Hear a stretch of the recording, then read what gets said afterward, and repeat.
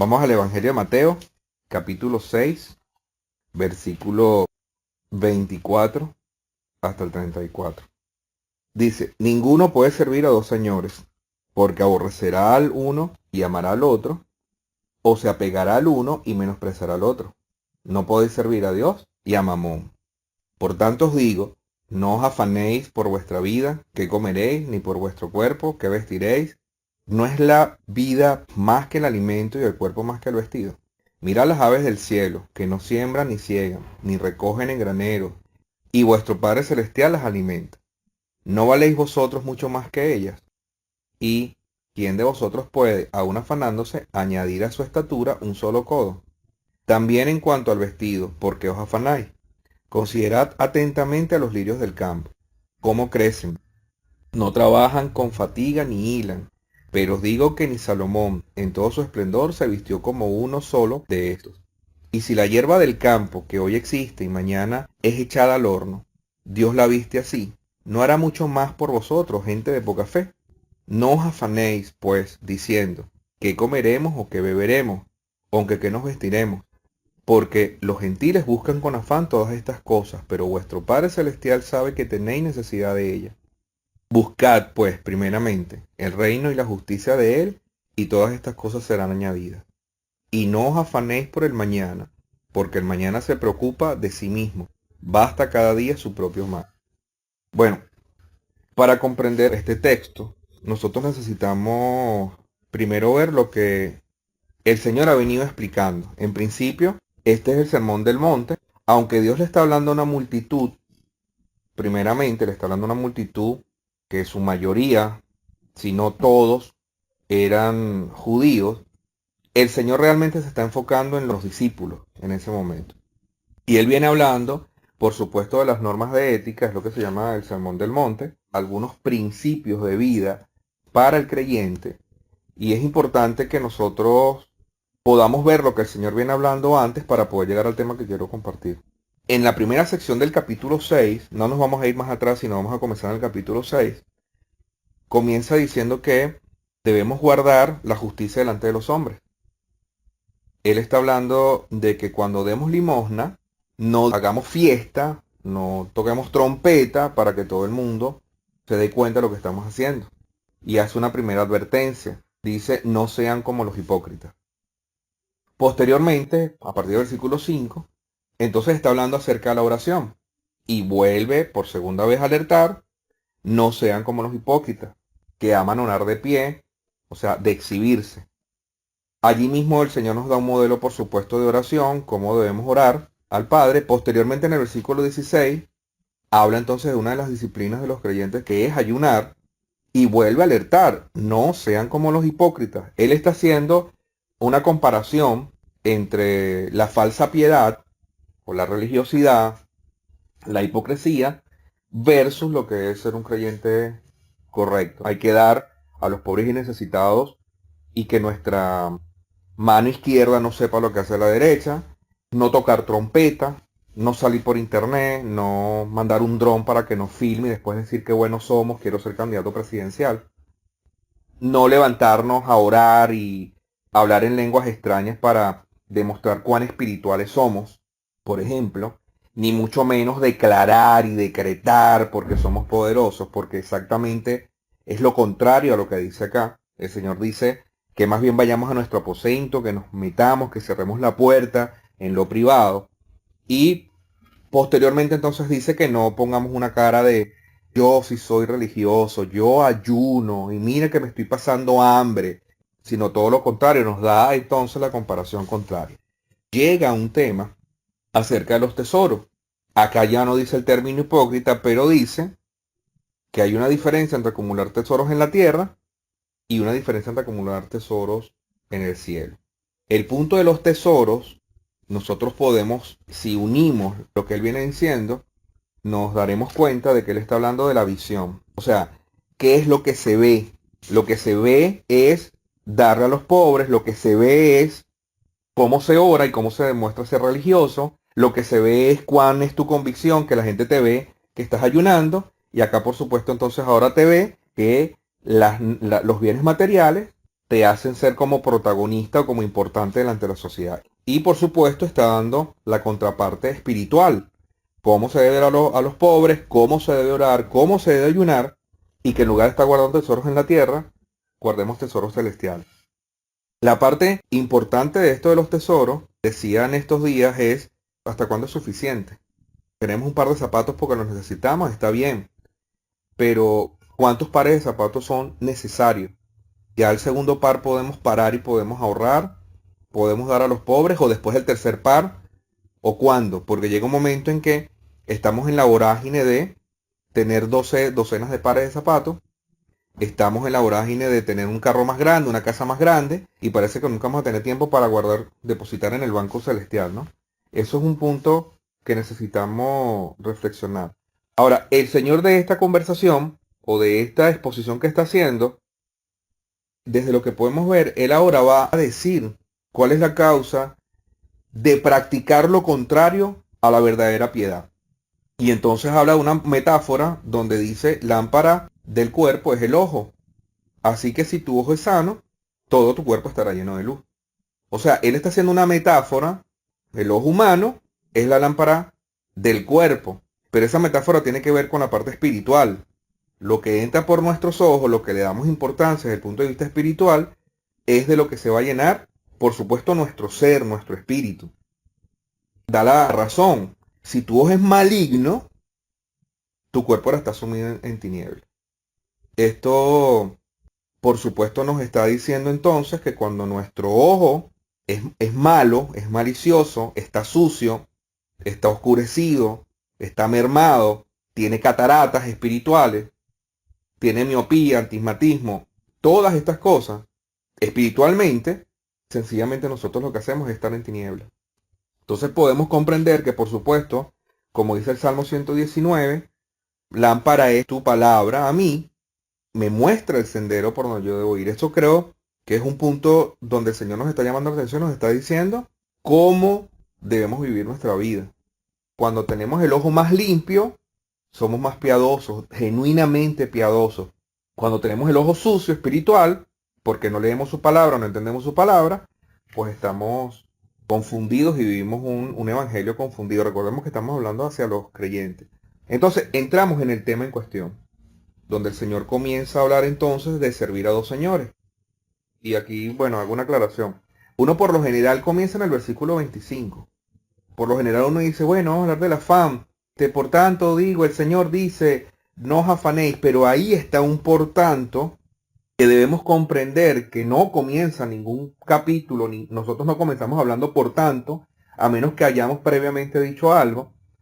Y el detalle está en que el Señor está hablando de los dos señores. Dice amar a uno y aborrecer al otro. Y justamente lo que él viene conversando es del protagonismo, del orgullo, de la vanidad, de eso es lo que viene hablando. Viene hablando entonces de las riquezas en la tierra. Por supuesto entonces dice el oscurecimiento de nuestro entendimiento, porque nuestro ojo, o sea, lo que nosotros percibimos y vemos y leemos, está entenebrecido. Y esto por supuesto se pega con el tema de la riqueza, porque al final del camino, como queremos seguir siendo protagonistas, orgullosos, vanidosos y tener primacía, comenzamos a competir nuestro servicio a Dios y servicio a Mamón. En el Evangelio de Lucas, específicamente en el capítulo 12 del 22 al 34, el Señor hace una explicación sobre los fariseos. Él señala específicamente a los fariseos, dice que los fariseos aman el dinero, eso es lo que nos dice, y que por eso los fariseos prefieren, por supuesto, servir a las riquezas que a Dios. Cuando aquí la palabra dice servir, está hablando de rendir culto. Nosotros necesitamos comprender entonces que Dios no se presta para que nosotros rindamos culto a Él y a otros dioses. Por ahí nosotros tenemos que comprender el detalle de lo que es la adoración a Dios. Número 2, cuando hablamos de mamón, es un término que viene del arameo, que es mamona, es la personificación del materialismo, del amor por el dinero, por las riquezas. Esa personificación no necesariamente quiere decir que Mamón tenga vida propia, y esto nosotros tenemos que recordarnos siempre. El asunto de los dioses, de la adoración a otros dioses, no hace que estos dioses tengan vida. Son dioses creados por el ser humano, por sus bajas pasiones, por su desentendimiento de las cosas de Dios, porque han decidido aborrecer al Dios creador. Y entonces, por supuesto, el Señor Jesucristo aquí está personificando a Mamón. Y el detalle está en que nosotros no podemos servir a Dios, que es piadoso, que es amoroso, que ha dado mandato, y entonces al mismo tiempo servir a Mamón.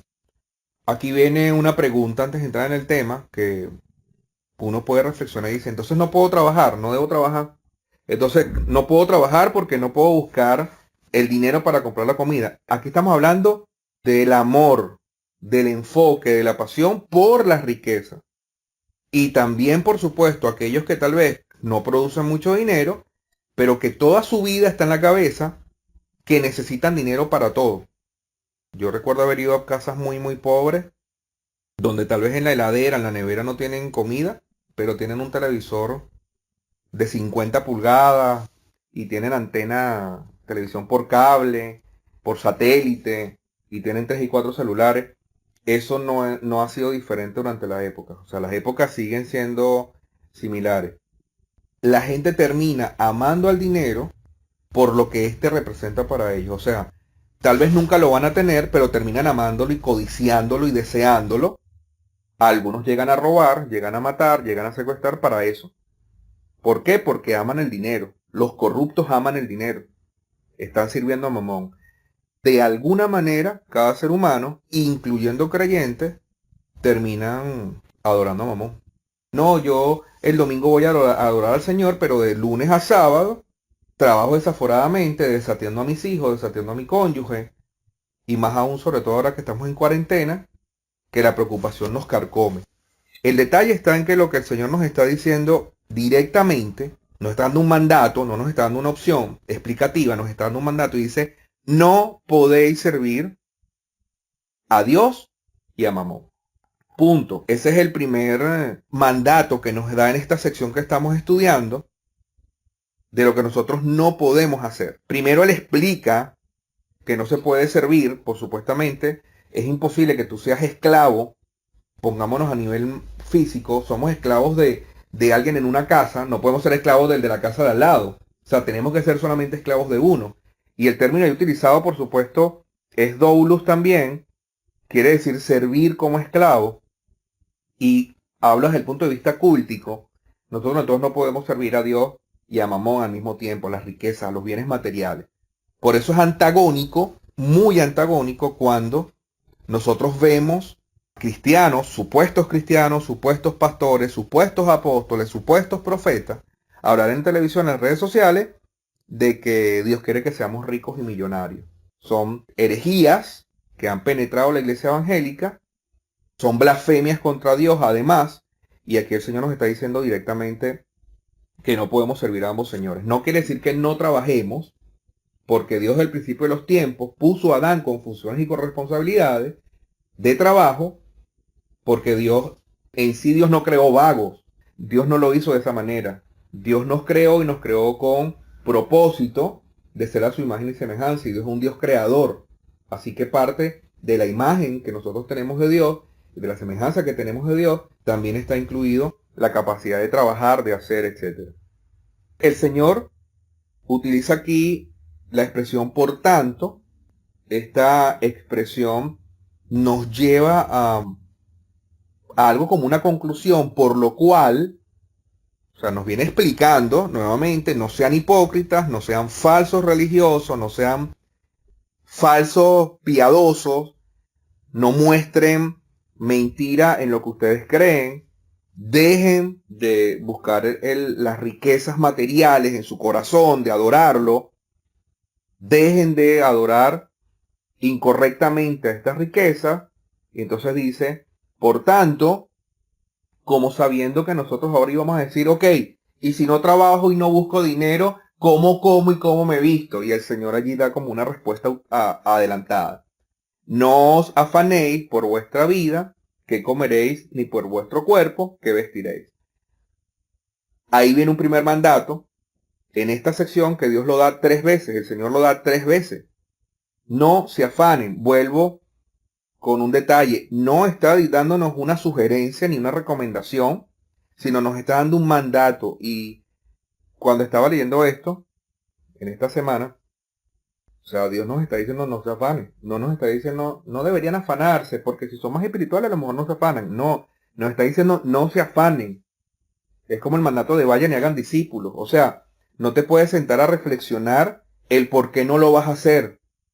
Como mucha gente da excusas, no, lo que pasa es que yo no soy evangelista, entonces por eso no voy a ir, porque no soy evangelista, no evangelizo, no, eso es una excusa. Eso es una excusa para pecar. Lo mismo es acá. Dice, no os afanéis, no se afanen por vuestra vida. Y por supuesto ahora él comienza a darnos una explicación de por qué no debemos afanarnos. Nos dice entonces claramente que la vida es más que el alimento. Él nos está hablando allí de la semejanza, de la imagen y semejanza de Dios. Somos imagen y semejanza de Dios. El alimento fue creado por causa nuestra y no nosotros creados por causa del alimento. Dice además que las aves del cielo no siembran ni ciegan, ni recogen en granero. El Padre Celestial las alimenta y por supuesto dice que ninguna de ellas amanece muerta por ahí, muerta de hambre. Entonces, nosotros somos más importantes que las aves del cielo. Y esto va contra los pensamientos nueva era, contra los pensamientos de la religión hindú, por ejemplo, que hace pensar que el ser humano es un animal menos importante que los animales, por cierto, porque por eso en India pasan tanta hambre, porque tienen una vaca y no se la comen, porque creen que el ser humano está para adorar a los animales. La otra versión de la nueva era, entonces ahora los vegetarianos dicen que los animales son tan iguales, tan importantes como el ser humano, pero resulta que Dios nos creó a imagen y semejanza de Él, y es lo que está diciendo, si los animales no mueren de hambre, las aves no mueren de hambre, en la versión paralela de Lucas, en el capítulo 16, habla de los cuervos. Nosotros necesitamos comprender de que Dios no nos va a abandonar. Entonces, hay algo bien interesante con esto. El Señor dice en el versículo 28 también cuanto al vestido, porque os afanáis. Consideren los lirios del campo, cómo crecen, no trabajan con fatiga ni hilan. Pero ni a un Salomón, con todo su esplendor, se vistió como un solo lirio. Entonces dice, si esta hierba que crece en el campo, que hoy existe y mañana es echada al horno, ahí tenemos que recordar que para hacer fuego o en el frío, tenías que ir a buscar lo que estuviera allí en el campo para poder hacer fuego. Dice, si Dios la vistió tan bonito y después tú la echas al fuego, o sea, no hará mucho más con nosotros, gente de poca fe. El Señor ahí, por supuesto, está hablando de la ropa. Está hablando de lo que nosotros nos excusamos para trabajar más. ¿Por qué nos excusamos nosotros? Para comer y para arroparnos. Eso es lo que, básicamente, por eso es que nos afanamos más. En el capítulo 3 de Génesis, el Señor hace el primer sacrificio animal para cubrir el pecado de Adán y Eva. Adán y Eva estaban desnudos. ¿Quién vistió a Adán y Eva? Dios. Desde aquel momento entonces nosotros no hemos dejado de vestirnos. Y por supuesto que vemos por ahí imágenes de África, niños en África. Pero eso que está pasando es por la maldad del hombre. No es porque Dios haya dejado de proveer alimento y vestido a la gente. Es por la propia maldad del ser humano.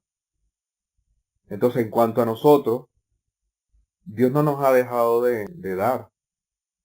Él no nos ha dejado de dar alimento. En nuestros peores tiempos, que de repente no comimos un día o medio día, Dios siempre nos hizo llevar algo. Un huevo, un pan, café con leche.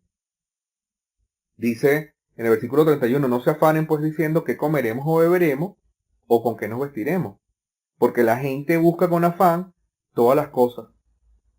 Pero vuestro Padre Celestial sabe que tenéis necesidad de ellas. Vuelve a compararnos con el resto de las personas. O sea, todos, Dios nos ha creado a todos de la misma manera. Todos tenemos la misma necesidad. Entonces, el punto está en que nosotros como creyentes, ¿cómo estamos en medio de la situación que estamos viviendo? ¿Cuál es el afán que tenemos? ¿Cuál es la duda que tenemos? ¿Cuál es la preocupación que tenemos? ¿Cuál es la ansiedad que tenemos?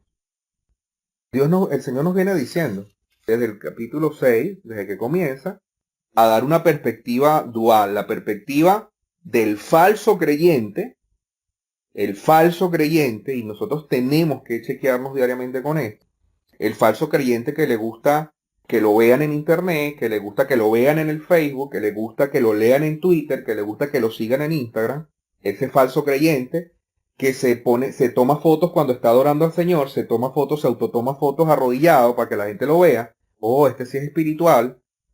El falso creyente que contrata y compra drones para que lo filmen dándole un plato de sopa al más pobre del barrio, que es terrible, terrible. El falso creyente que está evangelizando y se toma fotografías evangelizando a las personas para que otros vean que él sí está evangelizando. O el falso creyente que dice que está ayunando y le muestra a todo el mundo un falso evangelio, una falsa identidad cristiana, un falso compromiso con Dios.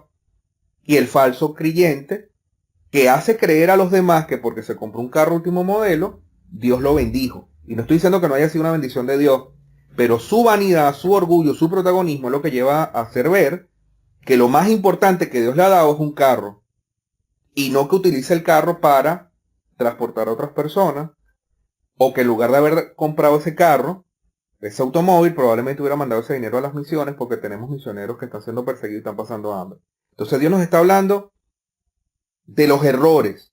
Nos dice que los errores es por la falta de luz correcta en nuestra vida, por supuesto entonces por la falta de entendimiento de la palabra de Dios, por el falta de conocimiento de la palabra de Dios. En perspectiva contraria, pues entonces nos dice que debemos amar a los pobres, que debemos dar en silencio, sin tocar fiesta, que debemos procurar el bien de los pobres, de los necesitados. Eso hace un piadoso genuino, que debemos orar en silencio, en privado, sin mucha palabrería, sin orar delicadamente con el Señor, como nosotros entendemos a Dios. No necesitamos a Él convencerlo de nuestra fe. Necesitamos convencernos a nosotros de quién es Dios.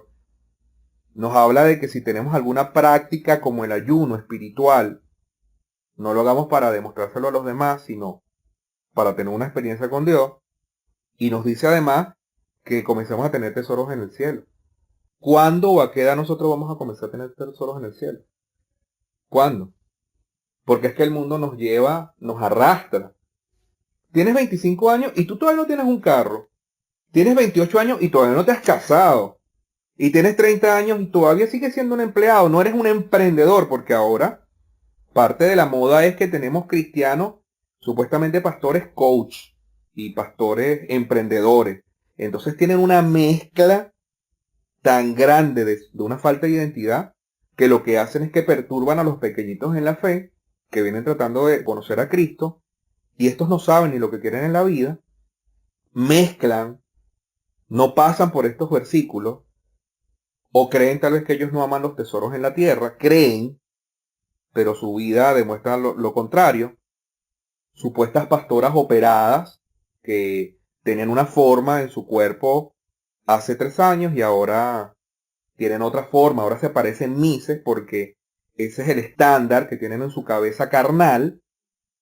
Piensan que con llamarse apóstolas o apóstolos, profetas o profetizas, pastores o pastoras, piensan que eso es suficiente para que lo que ellos digan sea verdad y que la palabra no sea verdad, cuando realmente lo que están haciendo es técnicamente cavando su tumba espiritual. ¿Quiénes los van a seguir? Los que se están perdiendo, los que se van a perder. Y eso sigue siendo parte de sus valores, sigue siendo parte de tener un ojo apagado, oscurecido, entenebrecido, maligno, que no les permite que le llegue la luz correcta. El Señor nos habla de todo esto y por supuesto confronta y nos dice nuevamente, por tercera vez, nos dice en el versículo 34, no se afanen por el mañana. Ya voy ahí con el versículo 33. Nos vuelve a decir, no se afanen con el mañana. Entonces personaliza el mañana el Señor, porque el mañana se preocupa de sí mismo. Lo está personalizando allí. Basta cada día su propio mal. En el versículo 33 el Señor nos da entonces, nos explica, termina de explicar lo que dice entre el versículo 22 al 23. El Señor entonces abre la brecha y nos dice, buscad pues primeramente el reino y la justicia de él. Dice alguna traducción, el reino de Dios y su justicia. En el griego dice literalmente, buscad pues primeramente el reino y la justicia de él, refiriéndose por supuesto al Señor. El Señor viene hablando del Padre Celestial.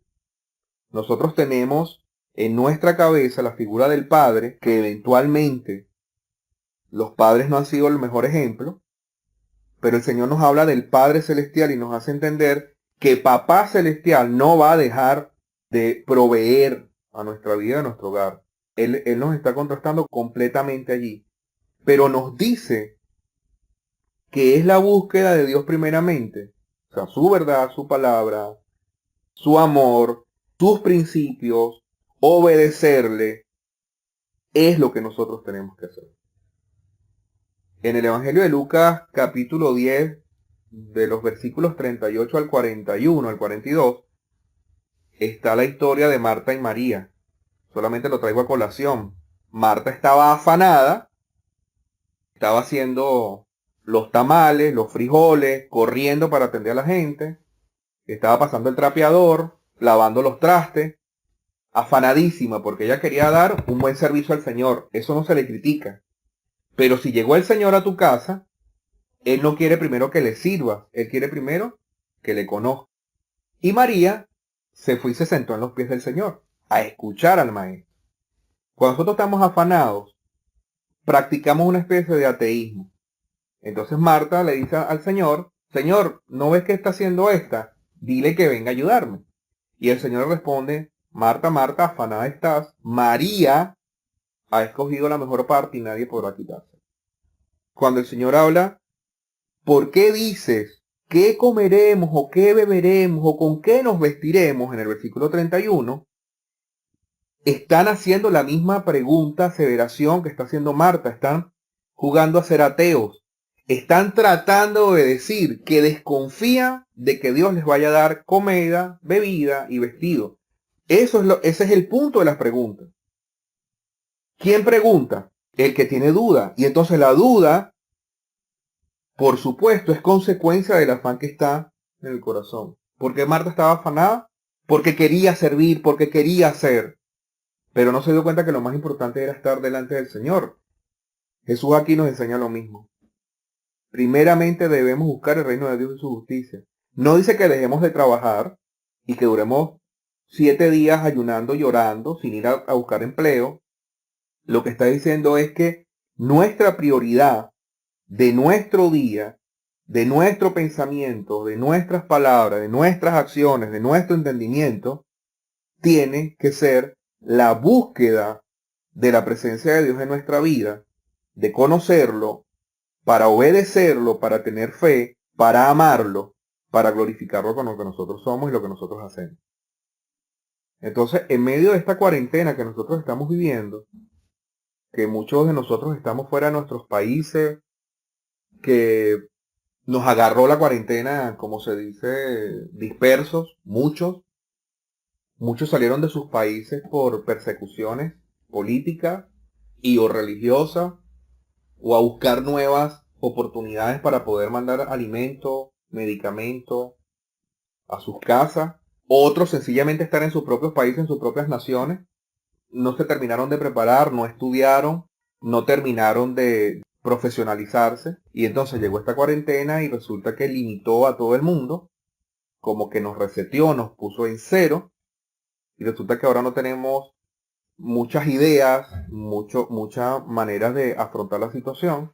Y la gente está sumamente complicada, sumamente compleja, en un mundo que se ha aislado mucho más desde las redes sociales hace 10 años, se ha venido aislando, ahora estamos mucho más aislados como mundo, como seres humanos más independientes todavía que antes, y la gente entonces ahora está depresiva porque resulta que ahora la cuarentena en todos nuestros países de Iberoamérica cerraron los restaurantes, cerraron los centros comerciales, cerraron los canales de comercialización, los empresarios han tenido que despedir personas, no hay ingresos, la economía se está yendo a la basura, la inflación está creciendo, los países van a tener que pedir más préstamos, los pobres son más pobres, y esto llena, por supuesto, de preocupación a todo el mundo, nos llena de preocupación a nosotros como cristianos.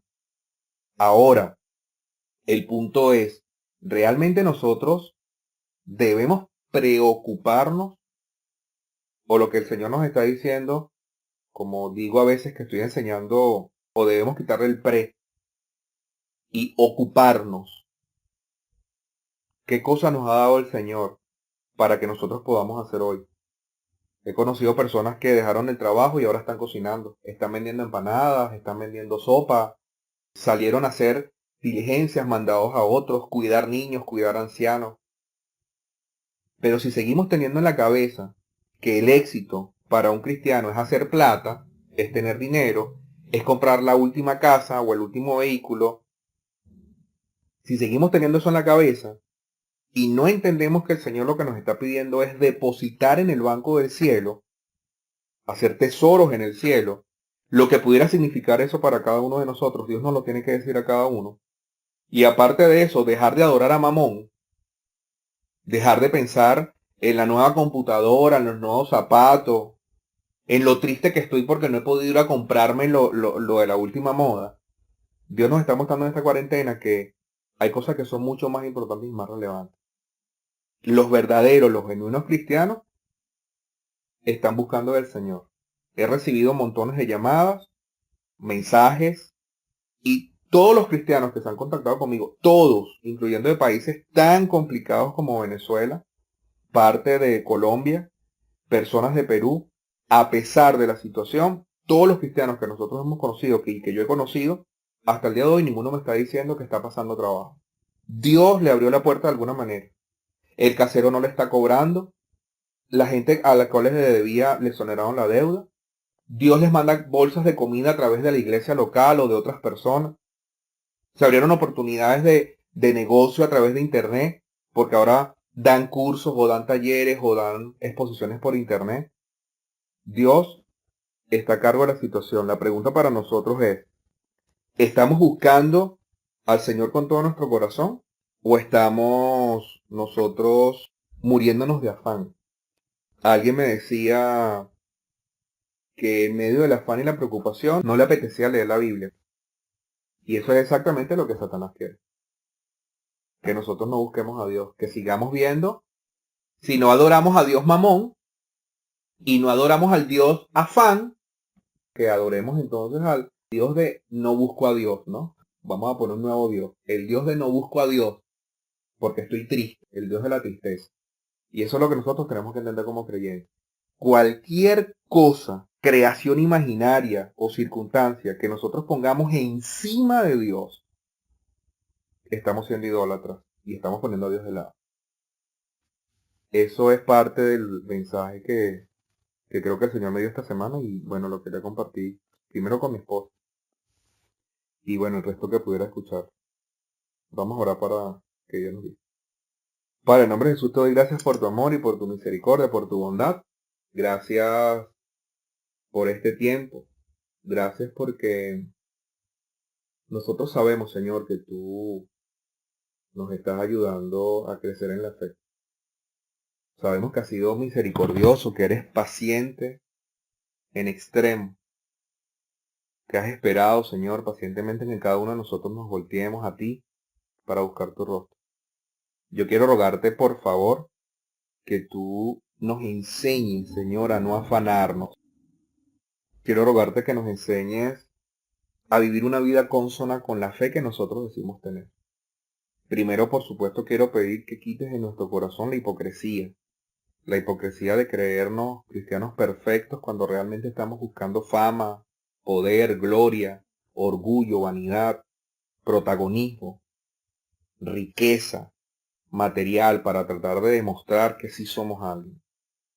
Te pido también que quites de nuestro corazón la tonta necesidad de seguir a personas falsas, a falsos cristianos, que solamente están utilizando tu evangelio para enriquecerse en esta tierra temporalmente, pero que se van a tener que enfrentar contigo, Señor, por todo el daño y el mal que le están haciendo a miles de tus pequeñitos, Señor. Quiero rogarte que nos ayudes, Señor, a tratar de revisarnos y de evaluarnos diariamente, a saber, Padre, hasta dónde es suficiente, cuántas horas debo trabajar, cuántas horas dedicar a mi familia, cuántas horas dedicarte a ti, Señor, a tu obra. Recordar, Padre, que siempre hay alguien que está peor que nosotros, a quien podemos brindar una mano. Te ruego de verdad que nos ayudes a quitarnos esta adoración que sentimos por Mamón, esta adoración que sentimos por la belleza externa, por la riqueza, por el materialismo, por la fama de otros. Es el estereotipo que nos han enseñado, Señor, en el mundo, y todavía estando en tu iglesia lo cargamos, Señor. Creemos que hay algunos que son más santos que otros porque mucha gente los sigue. Creemos que algunos están correctamente en tu doctrina porque inventan frases maravillosas que sencillamente confunden a los demás. Yo te pido que tú limpies nuestro corazón, Señor. Te pido que tú refresques nuestra vida, que nos ayudes a comprenderte y a conocerte de la manera correcta, Señor, como tú deseas ser conocido. Te ruego también en el nombre de Jesús que tú puedas en este tiempo ayudarnos a no tener afán, Señor, que nos permitas poder caminar contigo, Señor, sin afán, sin preocupación, sin ansiedad, sabiendo que tú eres quien está llenando nuestras necesidades, que nos está dando alimento, vestido, Señor, quien nos está definitivamente abriendo oportunidades y posibilidades para nosotros vivir conforme a tus principios, a tu palabra, Señor. Que aunque el resto del mundo, Señor, se está cayendo a preocupación, que no saben qué hacer, que están desolados, que están desanimados, que están sin esperanza, nosotros tenemos una esperanza viva en ti, Señor. Que cumpliendo con tu palabra, que cumpliendo con la obediencia, tú añadirás fe. Y esta fe seguirá añadiendo obediencia y la obediencia añadirá más fe para poderte conocer mucho más y mejor, Señor. Sabiendo que tú vas a cumplir con tu propósito en nuestra vida, por hoy y para siempre. Te damos gracias, Señor, en el nombre de Jesús. Amén. Que están desolados, que están desanimados, que están sin esperanza. Nosotros tenemos una esperanza viva en ti, Señor. Que cumpliendo con tu palabra, que cumpliendo con la obediencia, tú añadirás fe. Y esta fe seguirá añadiendo obediencia y la obediencia añadirá más fe para poderte conocer mucho más y mejor, Señor. Sabiendo que tú vas a cumplir con tu propósito en nuestra vida, por hoy y para siempre. Te damos gracias, Señor, en el nombre de Jesús. Amén.